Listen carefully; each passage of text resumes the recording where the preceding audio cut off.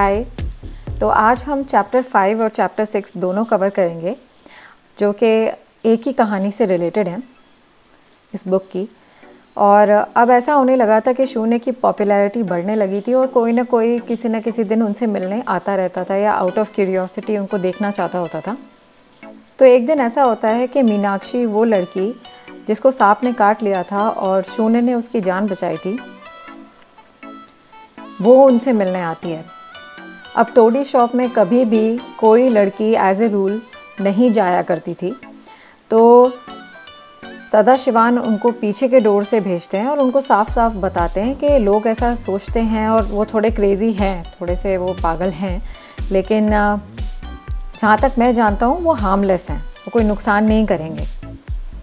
फिर उनको गोपी के साथ मीनाक्षी को पीछे वाले डोर से शून्य के पास भेजा जाता है। उस समय शून्य आराम से बैठ के अपनी चाय पी रहे थे, ब्लैक टी, अपने फेवरेट स्पॉट पे, अपने कटहल के पेड़ के नीचे। तब वो जाती हैं तो वो गोपी को भेज देते हैं और वो उनको कहते हैं, हाँ तुम बैठो बेटा, तुम बैठो। फिर वो कहते हैं कि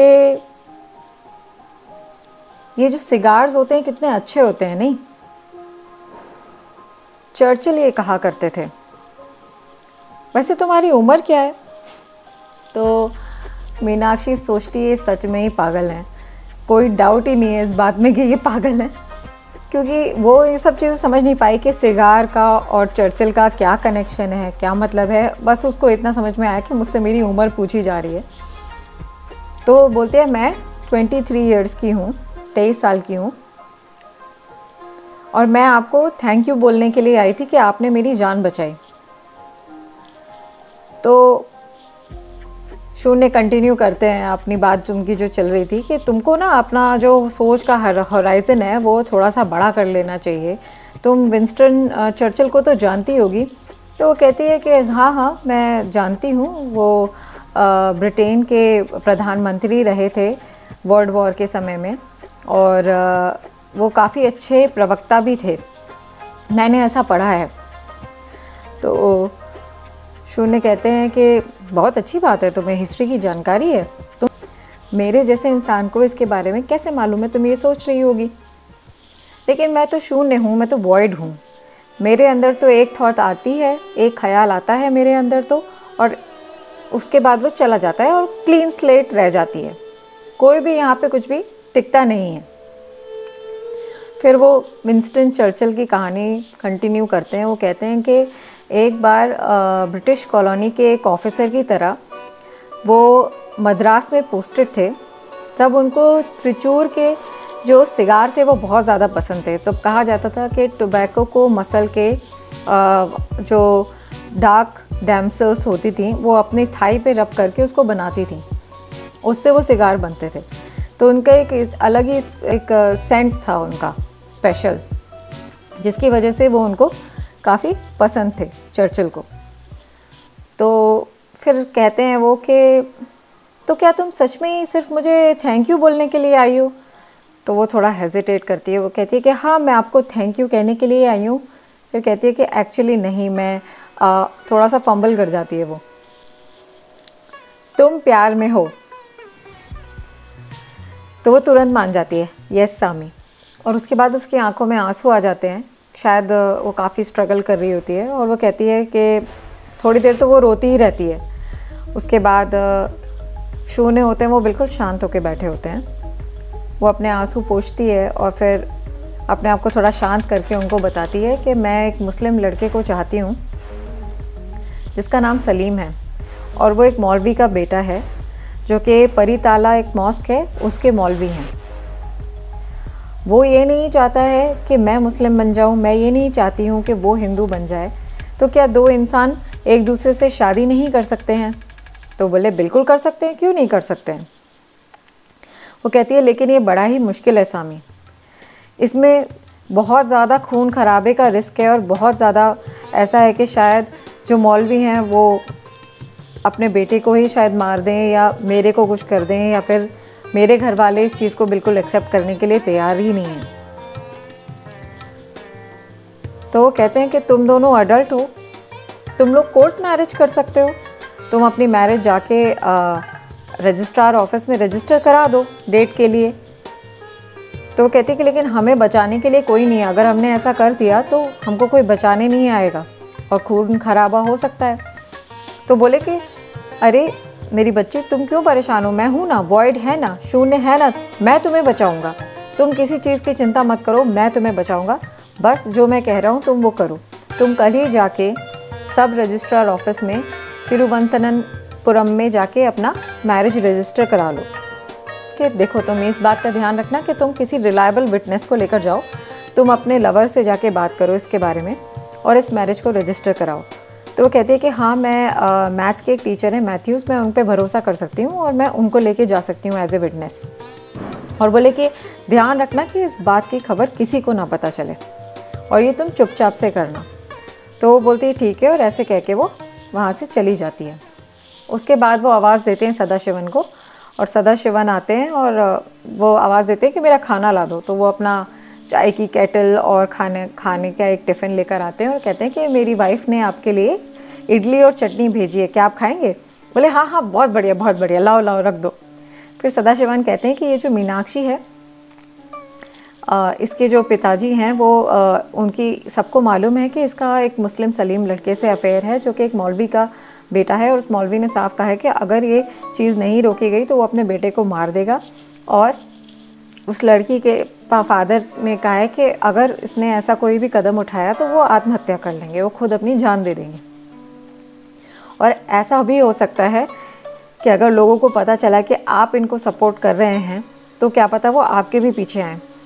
तो शोने बोलते हैं सदाशिवन, मैंने उसको शादी करने के लिए सलाह दे दी है, मैंने कहा है कि वो रजिस्ट्रार ऑफिस में जाके कोर्ट मैरिज कर ले और तुम मेरी चिंता मत करो, मैं देख लूँगा, ऐसे करके वो कहते हैं। तो सदाशिवन कहते हैं कि आप मेरे गुरु हैं, मेरे माता हैं, पिता हैं, आप मेरे सब कुछ हैं, आपको कुछ हो गया तो मैं कभी भी अपने आप को माफ़ नहीं कर पाऊँगा, आप क्यों अपने आप को ऐसी चीज़ों में फंसाते हैं। तो वो कहते हैं कि तुम मेरी परवाह मत करो, तुम्हारे नारायण गुरु कहते थे कि सारी दुनिया में एक ही रिलीजन, एक ही कास्ट और एक ही भगवान होने चाहिए, और सिर्फ एक ऐसी चीज़ के ऊपर झगड़ा हो रहा है जो इसको सब अपने अपने तरीके से एक ही चीज़ को पूछते हैं, एक ही ईश्वर को पूछते हैं, लेकिन अपने अलग अलग तरीके से उसको अलग अलग नाम से पूछते हैं। तो इसलिए तुम मेरी चिंता मत करो, मैं देख लूँगा। तो फिर जैसे उन्होंने प्लान किया था, मीनाक्षी और सलीम ने मैथ्यू के साथ जाके मैथ्यू ने मैरिज को विटनेस किया और उन दोनों ने शादी कर ली। वो डेट थी 25 फरवरी दिन के 11 बज रहे थे, और ये सब करा के जब वो बाहर निकल रहे थे वहाँ से, ऑफिस से, रजिस्ट्रार ऑफिस से, उनकी किस्मत इतनी अच्छी कहोगे कि ख़राब कहोगे कि जो मीनाक्षी की मदर थी, उनकी माँ के जो सबसे बड़े भाई थे माधवन कुट्टी नायर, वो उनको बाहर मिल गए। और वो कोई ऑर्डिनरी व्यक्ति नहीं थे, वो 6 फीट लंबे थे, डार्क कॉम्प्लेक्शन के थे, उनके बिल्कुल ही छोटे छोटे बाल थे आर्मी स्टाइल के, उनकी मुस्टैच थी ऐसे करके, बिल्कुल ऐसे। कलरी पयेटू केरला की मार्शल आर्ट है, उसके आप महारथी कह लो, वो थे, और एक सीनियर मार्क्सिस्ट लीडर थे। तो उनको लोग शॉर्ट फॉर्म में MK के नाम से बुलाते थे। उनको देख के मीनाक्षी एकदम घबरा गई, उसके पसीने छूटने लगे कि ये यहाँ कैसे इस वक्त पे आ गए। तो वो कुछ कर नहीं सकती थी, तो वहीं खड़ी रही। तो बोले, मीनू तुम यहाँ क्या कर रही हो, ये क्या हो रहा है? तो सलीम थोड़ा सा स्ट्रॉन्ग फेस बना के आगे बढ़ के आए और बोले कि हम दोनों ने ना शादी कर ली है। तो MK बोलते हैं, अरे मैथ्यू, ये सलीम क्या कह रहा है, ये क्या हुआ है? तो बहुत ही हिम्मत से मैथ्यू कहते हैं कि ये सच है, इन दोनों ने कोर्ट मैरिज करी है, क्योंकि परिवार सारे अगेंस्ट में थे तो इनको ये कदम उठाना पड़ा। तो वो कहते हैं ठीक है, बहुत हुआ। फिर कुछ पल शांति हो जाती है, वो पल इतने लंबे लग रहे होते हैं। फिर वो उसके बाद कहते हैं, बहादुर लड़की, बहुत अच्छा किया तुमने, कोई तो हो जो इस पागलपन में जो नॉनसेंस चल रही है उसके अगेंस्ट कोई स्टेप ले। जो तुमने कदम उठाया है वो बहुत ही ब्रेवरी का काम किया है तुमने। उसके बाद वो कहते हैं लेकिन तुमने ये स्टेप लिया, तुम्हारी मदर का क्या होगा, इस लड़के के फादर का क्या होगा, वो लोग क्या करेंगे क्या नहीं करेंगे। तुम अगर मुझे पहले बता देती तो मैं थोड़ा सा सिचुएशन संभाल लेता। फिलहाल तुम लोगों का रुकने का कहाँ का प्लान है? तो मैथ्यू बोलते हैं कि मैंने इन लोगों के लिए कमरा बुक कर रखा है 4-5 दिन के लिए, तो वहीं तो बोले नहीं तुम कहीं नहीं रहोगे, तुम मेरे ही घर पे चलो अभी तो, और बीच में थोड़ा कन्याकुमारी वगैरह जाके फ्रेश एयर लेकर आओ, 2-3 दिन वहाँ घूम आओ। तो फिर वो ऑटो रिक्शा करते हैं, जिसमें एक में मीनाक्षी और उसके हस्बैंड सलीम बैठे होते हैं और एक ऑटो में MK और मैथ्यू बैठे होते हैं। फिर MK पूछते हैं मैथ्यू से कि तुम तो अच्छे दोस्त निकले, मजबूरी में काम आने वाले दोस्त निकले। फिर बोलते कि लेकिन उसके अंदर कभी इतनी हिम्मत नहीं थी, मीनाक्षी के अंदर, कि वो ऐसा कभी कोई स्टेप ले। तो इतनी हिम्मत उसमें कैसे आ गई कि उसने इतना बड़ा कदम उठा लिया? तो बोलते हैं कि वो शून्य सामी एक है, उनको बहुत ज़्यादा मानती है, उन्हीं ने उसकी जान बचाई थी। बोले हाँ मैं जानता हूँ उस बारे में, मैं तब बाहर था, तो उन्हीं ने उसकी जान बचाई थी और उनसे वो मिलने गई थी, उन्होंने इस कदम को उठाने के लिए उसको बोला था। तो इसके चलते उसके अंदर बहुत ज़्यादा हिम्मत आ गई और वो ऐसा कदम उठा पाई।